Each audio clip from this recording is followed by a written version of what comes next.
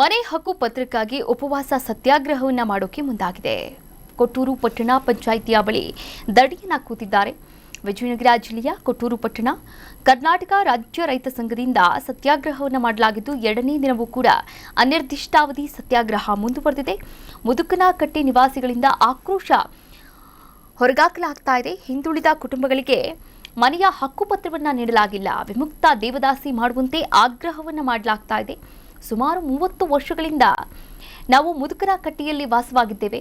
ಆದರೆ ಅಧಿಕಾರಿಗಳು ಇದುವರೆಗೂ ಕೂಡ ಹಕ್ಕುಪತ್ರವನ್ನು ಕೊಡ್ತಿಲ್ಲ. ಹಕ್ಕುಪತ್ರ ನೀಡುವವರೆಗೂ ಕೂಡ ನಾವು ಧರಣಿಯನ್ನ ಕೈಬಿಡಲ್ಲ ಅಂತ ಮುದುಕನಕಟ್ಟೆಯ ನಿವಾಸಿಗಳು ಎಚ್ಚರಿಕೆಯನ್ನ ಕೊಟ್ಟಿದ್ದಾರೆ. ಸತತ ಹೋರಾಟ ಮಾಡ್ಕೊಂತ ಬಂದಿವಿ.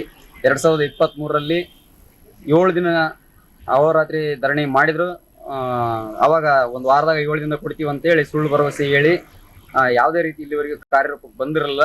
ಹಂಗಾಗಿ ನಾವು ದಿನಾಂಕ 11ರಂದು ಉಪವಾಸ ಧರಣಿ ಕುಳ್ತೀವಿ, ಅನಿರ್ದಿಷ್ಟ ಉಪವಾಸ ಧರಣಿ ಕುಂತೀವಿ.